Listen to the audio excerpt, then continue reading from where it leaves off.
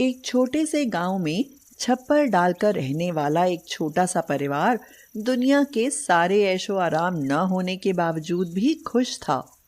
लेकिन उनकी खुशियों को किसी की इस तरह नजर लगेगी, किसी ने नहीं सोचा था। गर्मियों के दिनों में छप्पर की घास सूखी पड़ी थी। न जाने कहां से एक चिंगारी उड़कर आई और छप्पर कागज की तरह जलने लगा। वो तो शुक्र था कि चीनू और मानसी किसी के घर जाकर खेल रहे थे, मगर उनके माँ बाप उसी छप्पर में स्वाहा हो गए। अब दोनों बच्चे इस दुनिया में अकेले थे। दीदी, अब हम कहाँ रहेंगे? चीनू, पता नहीं कहाँ रहेंगे। कुछ भी तो नहीं बचा, ना अम्मा बाबूजी और ना ही कोई सामान। कुछ समझ नहीं आ रहा कि अब क्या होगा। चल, जंगल से कुछ लकड़ियां और घास फूस बीन कर लाते हैं। एक छोटा सा छप्पर तो हम तैयार कर ही सकते हैं। बच्चों ने जंगल से लकड़ी और घास फूस इकट्ठा कर छोटा सा छप्पर डालकर एक झोपड़ी तैयार कर ली। दीदी, काम करते करते भूख लगने लगी और नींद भी आ रही है। हाँ चीनू, जब से बाबूजी और अम्मा मरे हैं तब से रोज तो पड़ोस से कोई ना कोई खाना दे ही जाता था, लेकिन आज तो कोई खाना भी देकर नहीं गया। तू जरा रुक, मैं कुएं से ठंडा पानी लाती हूँ। आज वही पीकर सो जाते हैं। खाने का इंतजाम कल करेंगे। लेकिन थोड़ी देर में चीनू उठकर रोने लगा। क्या हुआ चीनू? तू रो क्यों रहा है? दीदी, जब अम्मा थी तो हाथ से पंखा चलती रहती थी। अब वो नहीं है तो पंखा कौन चलेगा? मुझे बहुत गर्मी लग रही है, नींद भी आ रही है। हाँ चीनू, गर्मी बहुत हो रही है। चल तू सो जा, मैं हवा कर देती हूँ। मानसी रात भर चीनू को अपने दुपट्टे से हवा करती रही। सुबह के समय मानसी की भी आंख लग गई। अगले दिन मानसी और चीनू दोनों खाने की तलाश में निकल गए। एक तो गर्मी, ऊपर से नंगे पांव। सूरज जैसे उनसे अपनी कोई पुरानी दुश्मनी निकाल रहा था। दीदी, कहीं भी खाने के लिए कुछ नहीं मिला।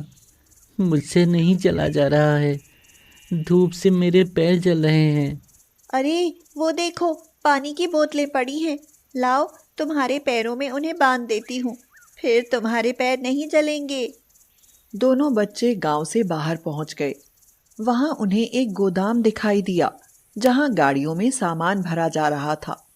वहां जाकर उन्होंने पूछा, 2 दिन से भूखे हैं, कोई काम मिलेगा काका? खाने के बदले हम कुछ भी काम कर लेंगे। अच्छा चलो ठीक है, इन डिब्बों में सामान है, इन्हें उस गाड़ी में रखवा दो, उसके बाद मैं तुम्हें पैसे दूंगा। चीनू और मानसी ने फटाफट सारे डिब्बे गाड़ी में रख दिए, लेकिन गर्मी के मारे उनका हलक सूखने लगा। देख चीनू, गोदाम में वहाँ फ्रिज रखा है, जैसा गांव में सोनी के घर पर है। तू जरा ठहर, मैं फ्रिज से तुझे पानी देती हूँ। लेकिन यहाँ मालिक तो दिखाई नहीं दे रहे। चल कोई बात नहीं, ठंडे पानी के लिए वो क्या मना करेंगे। मानसी ने जैसे ही फ्रिज से बोतल निकालकर चीनू को पानी दिया, तभी वहां मालिक आ गया और चिल्लाते हुए बोला, ए लड़की, तेरी हिम्मत कैसे हुई फ्रिज का पानी पीने की? नौकरों के लिए वहां घड़े में पानी रखा है। मालिक, बहुत तेज गर्मी से गला सूख रहा था, इसलिए ले लिया। आगे से ऐसी गलती नहीं होगी। घड़े से पानी पीकर फिर से दोनों बच्चे काम में जुट गए। दीदी, मैं अब और नहीं कर सकता। कोई बात नहीं चीनू, तू वहां बैठ जा, वहां कूलर चल रहा है। चीनू गोदाम में जाकर मजे से कूलर के सामने बैठ गया। वो लोग जब कभी सोनी के घर जाते थे तभी कूलर की हवा और फ्रिज का पानी पीने के लिए मिलते थे। आज बहुत दिनों बाद चीनू फिर से कूलर के सामने बैठकर कूलर की हवा खा रहा था, लेकिन उसकी ये खुशी थोड़ी ही देर की थी। मालिक गुस्से में आकर बोला, ऐसे काम नहीं चलेगा बच्चे। कूलर के सामने बैठकर मजा आ रहा होगा, है ना? तुम्हारे बाप दादा ने कभी पंखा भी नहीं देखा होगा। चलो भागो यहाँ से, काम में ध्यान लगाओ, वरना पैसे नहीं दूंगा। चीनू मायूस होकर वहां से उठ गया और मानसी के साथ गाड़ी में डिब्बे रखवाने लगा। मानसी ने कहा, मालिक काका, हमने सारे डिब्बे गाड़ी में रख दिए, अब पैसे दे दो। लो 200 रुपए, दोनों आधे आधे ले लेना और सुनो, अगर रोज काम कर सको तो रोज आ जाया करो, तुम्हें रोज पैसे मिलेंगे।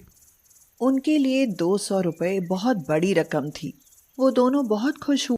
उनमें से उन्होंने 50 रुपए का खाना खाया और एक हाथ का पंखा खरीदा।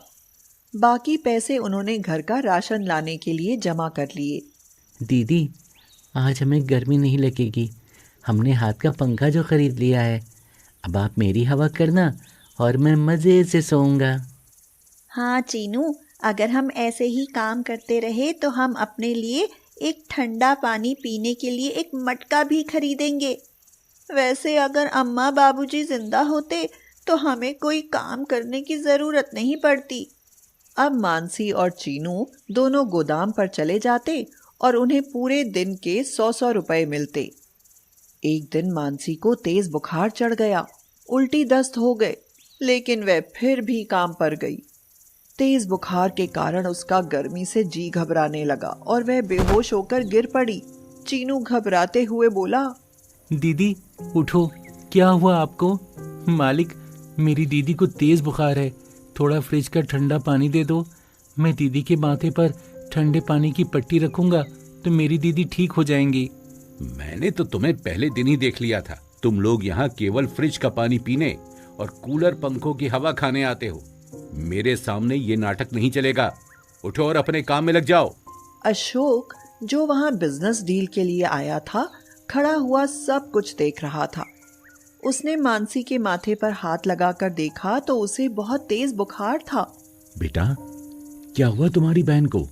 पूरे दिन गर्मी में काम करने के कारण उन्हें बहुत तेज बुखार और उल्टी दस्त हो रहे हैं। मालिक ना ही ठंडा पानी पीने देते हैं और न ही हवा में बैठने देते हैं। अरे कैसे आदमी हैं आप? एक तो आप बच्चों से बाल मसूरी करा रहे हैं और ऊपर से ठंडा पानी भी नहीं पीने देते हैं। अरे ये भी तो इंसान है, इन्हें भी तो गर्मी लगती है। बड़े लोगों के पास गर्मी से बचने के लिए साधन होते हैं, लेकिन गरीबों को तो गर्मी का कहर अपने सिर पर ही झेलना पड़ता है। अगर मैंने पुलिस में रिपोर्ट कर दी तो ये गोदाम सील हो जाएगा और तुम जेल के अंदर होगे, समझे? मुझे माफ कर दो अशोक, प्लीज ऐसा मत करना, नहीं तो मैं बर्बाद हो जाऊंगा। मुझसे बहुत बड़ी गलती हो गई। चीनू बेटा, जल्दी फ्रिज से पानी ला और अपनी दीदी को पिला। मैं इसे अभी हवा में लिटा देता हूँ। कोई जरूरत नहीं है, चलो बच्चों, तुम मेरे साथ चलो। गाड़ी में चीनू ने अशोक को अपनी कहानी सुनाई तो अशोक की आंखें भर आईं। उसने मानसी को दवाई दिलवाई। मानसी को अब होश आ चुका था। वह बोली, मालिक, अब मैं ठीक हूँ, अब हम अपने घर जाते हैं। नहीं, अब तुम यहीं रहोगे। यहाँ तुम्हें कूलर, पंखा, फ्रिज का ठंडा पानी सब मिलेगा, लेकिन तुम कहीं काम नहीं करोगे। अब तुम्हें केवल पढ़ना है और पढ़ लिख कर अपने पैरों पर खड़े होना है, ताकि तुम अपने जैसे गरीब बच्चों की मेरी तरह मदद कर सको। मैं भी तुम्हारी तरह कभी गरीब था। मेरे पैरों में भी गर्मियों में चप्पल होती थी, न पीने के लिए ठंडा पानी। मैं आज अपनी मेहनत से इतना अमीर हो गया हूँ कि तुम्हारे जैसे 100 बच्चों का भरण पोषण कर सकता हूँ। अब तुम्हें भी मेरे जैसा बनना है। ठीक है मालिक, अब हम भी पढ़ेंगे और अपने पैरों पर खड़े होंगे, ताकि किसी गरीब पर हमारी तरह गर्मी का कहर न टूटे। ठीक है, लेकिन तुम आज से मुझे मालिक नहीं, चाचा जी कहोगे, समझे? ठीक है चाचा जी। और फिर मानसी और चीनू अशोक के यहाँ रहकर मन लगाकर पढ़ने लगे।